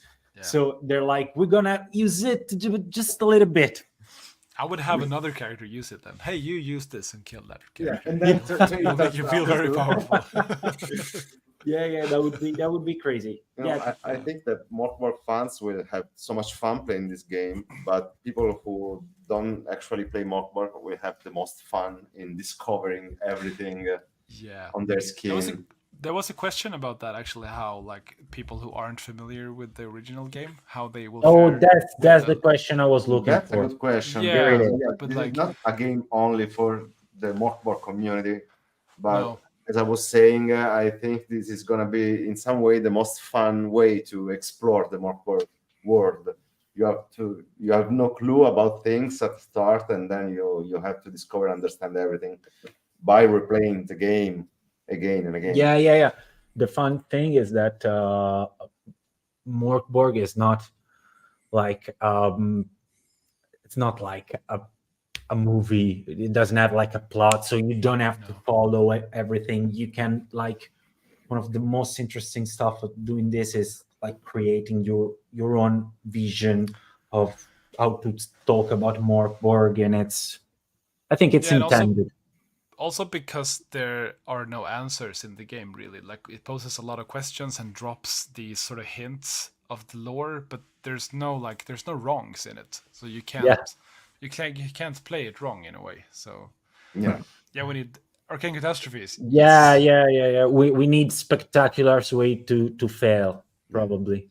Yeah. Even if the game is not about winning, the game can be won. Okay. Yeah. There's a game won. Arcane catastrophes, just to give some context, is when you really fumble a magic spell use in the role-playing game. You play with magic, and magic is dangerous. So really, really bad stuff will happen when you unleash magic you can't control. So we're gonna have to, I think, find some way to translate that. In a normal game, you would just fail to cast it. Yeah, that's too easy. That's too easy. That's not really. All your teeth instead turns into fingernails. And I think we got another guest. So if here comes the hands from behind. It's time for you to get devoured by the obscurity, the darkness, the darkness. By Yetsnabunek. Always wanted that. Go to Neck. Like in the Devil's Go Tomb. to Neck, exactly. Go to Neck. Such a Neck yourself. Thanks, man. It's been so fun up until now, and we're sure it's gonna be even funnier. And we're really excited. Thank you for being Necroball itself. Yeah. Thank you so much, Johan. Some say that Johan knows Necroball by person. Yeah, he lives here. It's good. Now. Thanks, man. All right, guys. See you later. Bye, man. Bye. See you. We should say ciao. Everybody understands ciao. Ciao. Ciao. Yeah, we are introducing a new guest. A special guest. You know, the thing is that when the trailer came out, everything was in its place, but something that was very commented on was the music. And so we want to introduce you to Lily Refrain, and who made the amazing music for the trailer. And here hello. Cheers. It's a pleasure to see you and to be part of this incredible work too. Hi, Lily. Ciao, vecchia signora.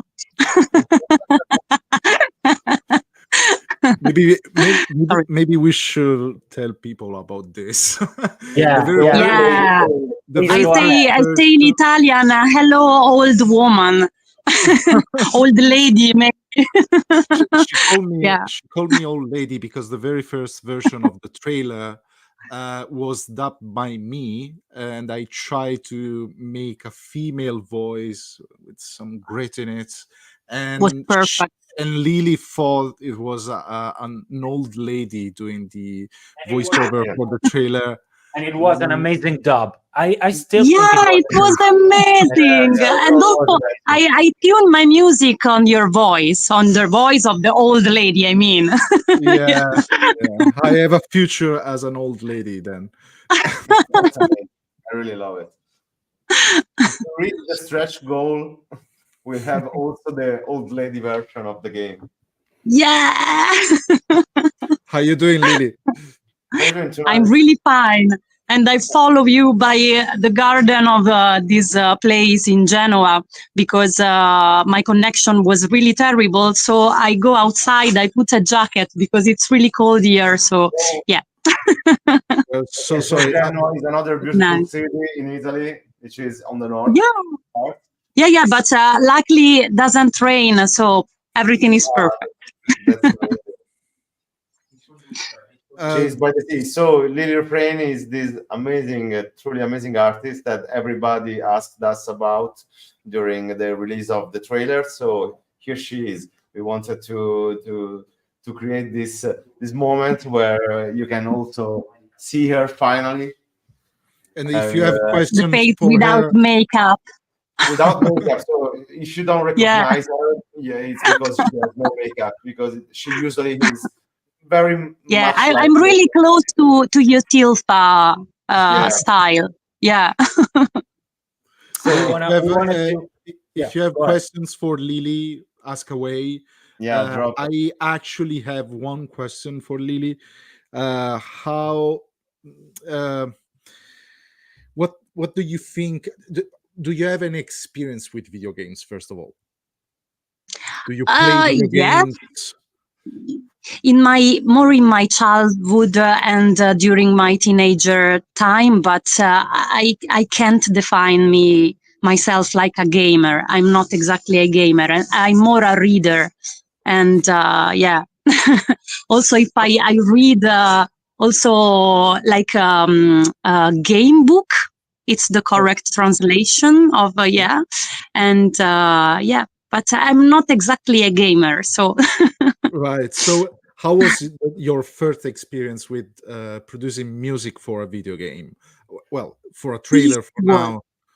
Yeah, it was amazing. It was my first time to translate an atmosphere that is not exactly a movie, but quite similar because the atmosphere it's really deep. And what I love in this work is that it's not so far what I do in music, because it's dark, but at the same time full of color, really incredible color, like the yellow and the pink. But it's quite heavy and mystery, and there are a lot of things that I really love, and I try to translate the atmosphere of the game that I see, maybe the teaser for this time. And I try to develop this kind of crescendo with starting with some whispers, and that give the voice of the basilisk, and also use this bow on acoustic guitar of my father. It's a really old guitar, and I try to overlap all this sound, creating this kind of sick, broken orchestra of strings. And I really loved also the grotesque mood of the atmosphere and the music. And when Yosilda appears for the first time in the teaser, I start to introduce the percussion and also the melodic voice to create this melodic crescendo to arrive also to the end the end. It's not exactly the end, but it's a point. And with this metal guitar, with this heavy riff and this screaming voice that start to distort like the old lady that is not you, but the actress in the game. Yeah, I love the. We also have a video of one of your live exhibitions. Crazy thing. Yeah. We were gonna answer soon that question because it's interesting. One of the coolest things is that it's not a real language.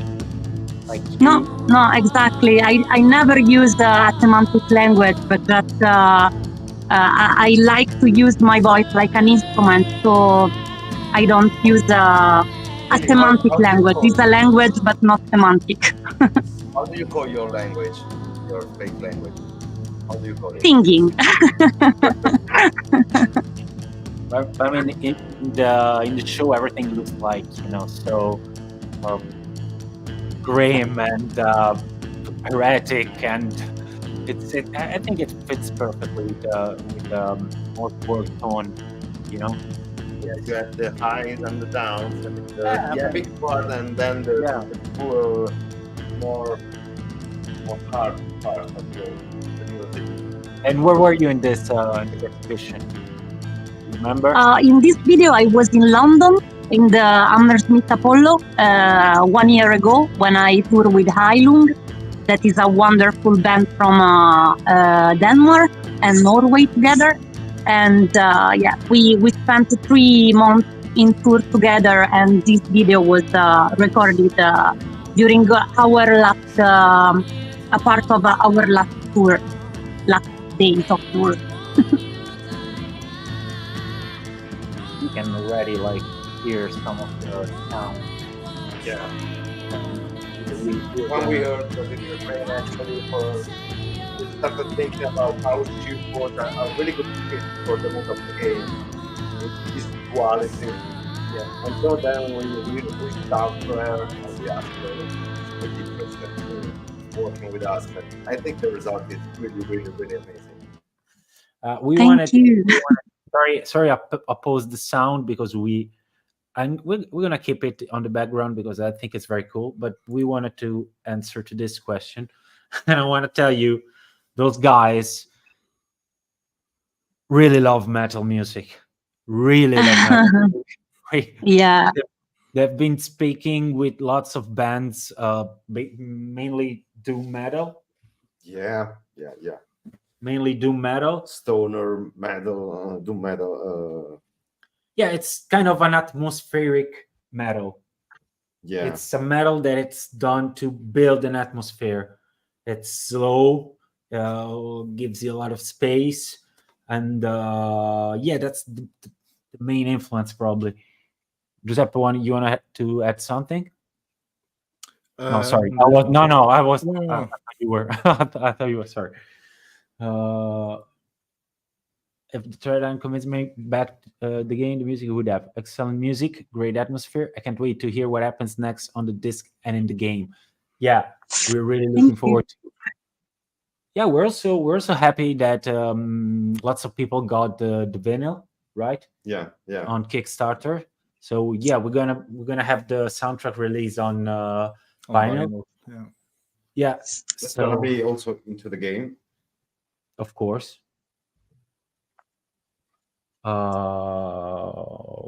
Okay, let's see if there's some other questions. I remember the first time that Lily joined us and started producing the music for the trailer. The first version of the track wasn't what you have right now in the teaser trailer. It was a slightly different, and I believe that with all the steps that Lily has done on the track, it created something really unique. I know that sometimes we asked her to do stuff that were against the composition that she had in mind. But I believe that she managed to create something really unique. And the final riff, for what it matters, is something that's still stuck into my head after months. Powerful. So, Lily, the question is, do you hate us? No, I love you. I love you super a lot. Yeah, it was a super incredible experience, and the nice thing is that we work together also for the music, because you give me a lot of input, a lot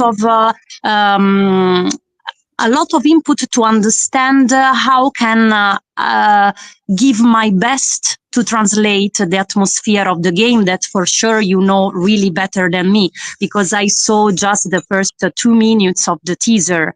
But to have a big idea of what's happened, also the story of this game, the meaning of everything, and try to synthesize into minutes was difficult. So thanks to you, that give me a lot of information to do what I do. So I like that maybe there is this match between the slow and heavy gameplay, like the music is. So the music starts really slow and full of atmosphere, and then start to be more and more heavier. And maybe also the game is like this, also the apocalypse.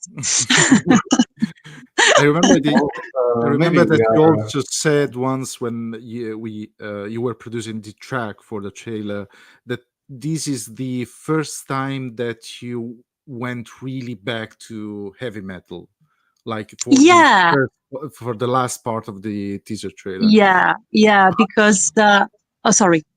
Oh, I was about to ask, did you enjoy that, going back to the metal music? A lot, yeah.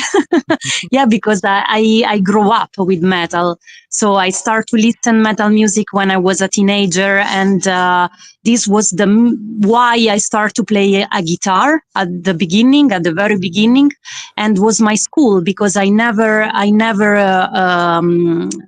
learn music in an academic way, but I only listen metal music, and I try to emulate my favorite guitarist. So at the beginning also of my solo project, I start to use only one electric guitar, and sometimes my voice, but not so often. And then after almost 18 years, I start to go more into percussions and synthesizer, and develop more and more the voice. I use the electric guitar, but it's less metal than the beginning. So to do this with you remind me why I really still love metal in my life. Nice. So thank you also for this opportunity. It's also and you will nice. be able. I'd like to add something on our side. For us, music is always important in games, but we are more used to work with producers into the game scene. So working with a band, even a solo one, was very new for us. So I think we are all, everybody's excited about this collaboration, and so we are looking forward for what we are going to do next for the soundtrack. Yeah, more metal riffs probably. Also, yeah. Also, are you ready for creating a track that will be actually used inside the game, that will not be a score for a trailer? Are you ready for that? I'm ready. It will be my first time. So yeah. And I'm so curious, because in my music, I usually use a lot of loop, and usually also in the video game, there are a lot of part of loop music that are in the game. So I'm really curious to see what happened. And I'm sure that I don't know. I really love this collaboration with you. So I'm sure that will be really nice and funny and challenge also.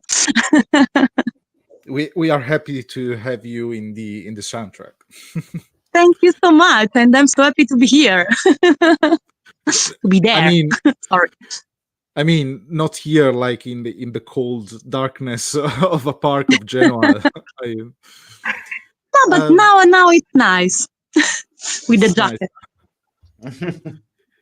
Yeah, we're getting close to the 2 hours mark. Yeah, probably we wanna start with Answering we some wanna go with questions. Q&A. So Yeah. maybe we should say goodbye to Lily. Yeah, we're gonna Yeah. say thank you and goodbye to Thank you Miss so much. Lily Thank you. Refrain. Thank you very Thank much, you, Lily. Bye. Bye, Lily. Thank you. Bye bye. See you. Sorry. Bye, Lily. Thank you. Bye. Bye. Okay, We are not so- streamers. We are not streamers. We do video games for a living. Okay, let's start with questions. Well, I think maybe not the most difficult, because I think it was pretty straightforward the way it came out, but the broken state. Yeah, but it also gave us a lot of space to create some stuff, because we actually discussing about giving actually some advantages. Yeah. So let's Being- break it down. What's the broken state? In the original game, when you get hit and you reach 0 HP, you don't die, you go broken. You From- can't fight, probably, or you can. So you're not dead, but Yeah. then you have to roll the die to understand what happens to you. Maybe you lose a limb, or maybe something else, or maybe you die. Okay. So how do we translate that mechanic into our action game, and how that became an opportunity, maybe? Because when you get the final hit on you, you don't die, you go broken. And what happens in the game? You basically slow down time, and everything turns black and white, so the drama is very high in that moment. You keep fighting in this slow-mo environment, and if you kill the one that sends you into the broken state, you go back from the broken state. So you get 1 HP back, and you keep fighting and exploring and everything like that. And from an action point of view, that keeps you on the edge always, and you can maybe use a character with just 1 HP, and I don't know, go on for a long way. By going into and out of the broken state. So it's pretty action, and I don't know. I think it's a very fun moment. Yeah, I think it could be considered difficult, but in some ways it gave us some new ideas to do something else with the broken states. Yeah, I mean, the most difficult feature is for example, features that are extremely funny in the original game, but would be very strange to have in a game. Something like that kills you instantly, something like that. That's kind of hard to implement, even if in the original game it's one of the funniest stuff to do. Another question, please. We can go here. Semi-procedural, how much of a challenge is it? Yeah, that's another good question, because the game is semi-procedural, and then we could say a lot of different events and dialogues that can fit different situations. So maybe there's in a single run, there's the main story, we could say, which is the main quest, to simplify things. And then there's a number of small stories happening at the same time. So you can meet also these characters that make the small stories one end or the other. I mean, you may meet the witch before the goblin or otherwise. So the story emerges naturally while you play the way you play. But at the same time, so we have a big story and smaller ones all linked together. I think that one of the games that make me think about a similar narrative is Hades, but except for Hades having all the narrative happening outside from like the dungeons. It's in the base, and we want to have it also while you play. So everything is going to develop in a very organic way, but it's going to be intertwined with some procedural mechanics. You'll gain access to, for example, new quests. So in Sarkash, new characters might be starting appearing because they give you new quests. So it's going to be, I think that Hades is a good reference, but also with stuff happening in the game while you run the dungeons. In some ways, it can be considered part of the dungeon crawl mechanics. Sometimes you meet some characters, some other times you don't. And sometimes it's completely random. I mean, if you get a character into your party and then this character betrays you and maybe leaves the party, and then you meet the same character into another adventure and this character kills you, this becomes a story of itself. By itself. I don't know how to say. And this wasn't planned from the beginning. In this case, it's something that it's created automatically or based on your choice. Of course. Next question. Yeah, it's kind of the same question, but it's a very similar question. But I think that many games that have semi-procedural world have the best narrative because it gets built, like I said, organically. So you have elements and then you have other elements, and it really depends on how much you run the dungeons and how many variants of the same dungeons you come across. So if you're like consistent with your runs, you can at some point probably find out about all of the characters in, for example, Sarkash, and it really gives you something about that area, and then with other areas. And like Diego said, this then contributes to creating a principal story, main story. Maybe we should add that, there's a lot of story into this game, but not a lot of text. Yeah, this is so important. Text, okay? Because the words itself are so important in the original game. So every word is chosen carefully to create a mood, and we have very few words to express things. So we kind of keep the open lore of the game. So don't expect a wall of text. And the tone of the original game is so dry. Yeah, it's so dry. It's so minimalistic that it would be like a pity to like build up pages and pages of dialogues and lore. I think it's a game where the environment, where the gameplay really communicates a lot, like in some way in Dark Souls, in this case, the world where the game happens communicates a lot. So of course you will be witnessing some events, but the world still is going to be the protagonist of it all.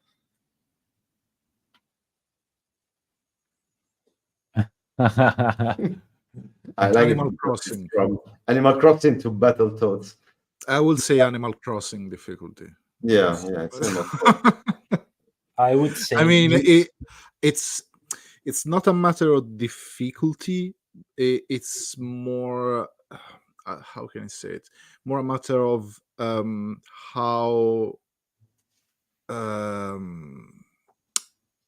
how you want to experience the game. Like, if you want the game to be just like I go to point A to B, do some stuff, and see the end of the game, it will be hard. Not Battletoads hard, but pretty challenging. If you want to play the game like you want to experience the world, explore it, and find new ways to solve quests or find new items, see interaction between items and stuff like that, it's another type of game. It's not a matter of I finished the game. It's more a matter how much knowledge I have acquired about this game. It's more a narrative approach, less do a chore. Yeah, I was thinking about an extremely hard game that is Fear and Hunger. Yeah. But no, it's not gonna be like Fear and Hunger. Don't worry, guys. But Fear and Hunger has a very interesting element, and it's like it gets really easier if you know very well some of the mechanics of the game. So you can find some shortcuts. You can find some stuff that you weren't even imagine that solve a problem that you thought it was so hard to go through. And it's gonna be about how much do you know the world around you in a game. Yeah, I think Fear and Hunger is a pretty good fit for a game that makes unfortunate events something really, really fun. At the same time, I think that that game doesn't want you to succeed necessarily, but and we want you to succeed in the end. So I think you should just go with the flow of Mörk Borg and discover, explore, and then don't go in a straight line from A to B, like Misbach was saying. Okay. And that's a very good question, because there's the seventh misery, and for people who don't know the original game, every here and now you have to roll the die to understand if a misery will occur. And miseries are catastrophic events that basically change the whole world. Okay, so we have the same thing, and in the base lore, when you reach the seventh misery, the game ends. And yes, we have the game ending in this respect. What we are trying to do in a run is to avoid the apocalypse and to slow down the miseries. Okay. Yeah. But when you more than avoiding the apocalypse is just postponing the apocalypse, the inevitable, and that could be seen as a new game plus, because there's a quick ending of the game, which is the single run. But when you end the game goes on. Yeah. So I don't want to spoil things at all. Yeah. But you can like gather the necessary to convince who's in charge of postponing the apocalypse. Don't say too much. Maybe. I don't know. Don't say too much. Guessing. We are in spoiler territory here. Or you can address the problem. Just saying. So there's an ending. There's maybe more than that. And and there's the Heresy Supreme. And new game mechanics. Let's move to the next question. Actually, we got our developer access. So and yes, so Switch and Steam. We are starting from Steam, and the game will be playable on the Steam Deck. And for the Switch, like all other consoles, we are going to address those later on after we release the actual game. That's because in early access you cannot do the early access well on consoles. So for all that phase we are going to be on Steam, and from there, when it's released, we are going to cover all consoles in time, in order. Well, okay, how much build and stats will influence a run compared to pure skill? I will say 50-50. Yeah, exactly. Yeah, but most important probably is gonna be like we were saying, the knowledge of what's going on. If you are really good in dodging and killing, of course, even with the I don't know, with the one knife, you can make the game because you are so good. Yeah, probably. But the stats will have an influence on the actual run. So from the stats will not only influence the modifier for when you roll a die in a skill check during a dialogue, but stats are also used. The abilities are also used for the performance of your character in combat. So stamina, HP, speed, and stuff like that are all based on the abilities of the character. There are four character abilities. We have strength, toughness, agility, and presence. So there's not a lot of abilities and stats to track for the player, but they will be used wisely throughout the design of the game. So, and also outside of combat, you have a ton of situations when you have to pick choices and also roll the die based on some stat and some modifier. So maybe we didn't talk too much about the RPG elements inside it, but you have to roll a lot, and also about you roll against your stats. We got a nice comment from Totally Mental Topics. Thanks, man. And another If we question. go from here, maybe we have. Okay.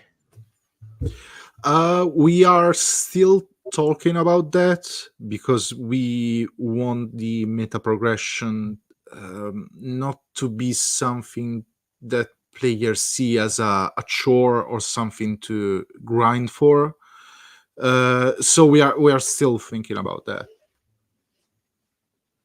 Probably there will be some sort of meta progression, like when you unlock certain items, it will be more probable for them to appear in the next run. Will the game will be designed around controller only? No, it will be playable also on keyboard. But yeah, we so much best. Yeah, Better with a controller. We highly recommend to use a controller to have, like that action game experience. I mean, nothing flashy like a Strider game, but I mean, there's gonna be some heads to cut, so you better get a controller. I don't believe that we have a lot of combinations of buttons. No. So probably the game will still be playable on keyboard, but for a better experience, the controller is something that we suggest to use. Yeah, definitely. We already answered this one. Oh, sorry. Okay. Yeah, that's a good question. Both good questions. You can basically save a run in some ways. You can just get back to it later in another session. So runs are saved and can be interrupted. And for how long, we have two answers. I mean, just the single run needed to finish the game in a way will be something like 1 hour maybe of gameplay, much more like I don't know, roguelikes, quick roguelikes like Binding of Isaac or Gungeon or something like that. If you want to go deeper into the game, the biggest run may go from like 4 hours, 3 to 4 hours, but that's spoiling, and so I won't go into detail about there will be no saves coming, so you can't do that. Yeah, you can lose characters and not pick them back up.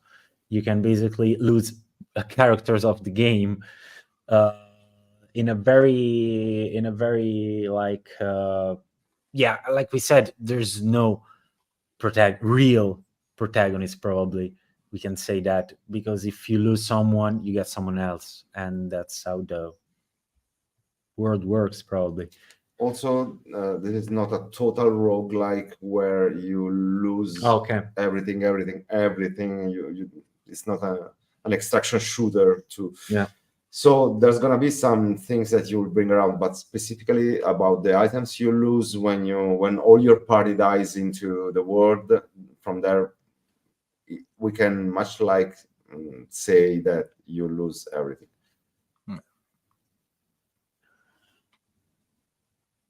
Oh yeah.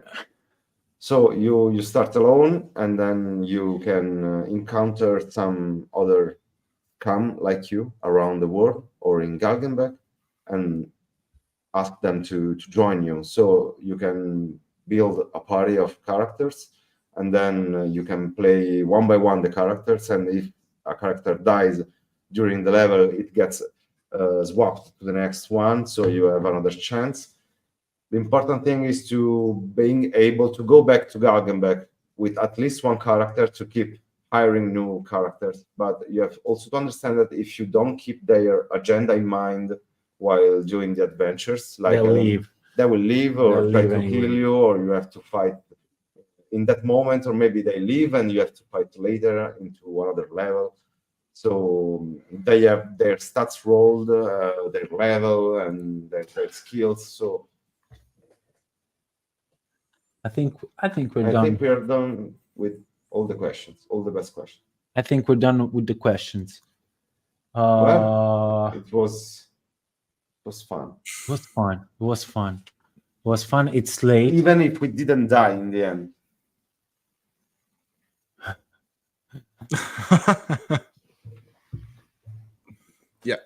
Yeah.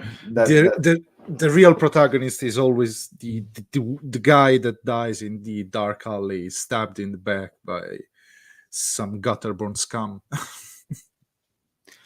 I think we're done. I think that we are 16 hours to go, and yeah, we are. Tomorrow we're gonna close the Kickstarter, so we And get some rest, maybe. Yeah, probably. Of course, we still watching the counter until tomorrow, but for now, we really want to thank you, all the backers, so everyone that followed the project, did back the project. I want to thank Lily. Thank you so much, Lily. Thanks. It has been an honor and a great pleasure working with you, and I look forward to continuing this curse walking together.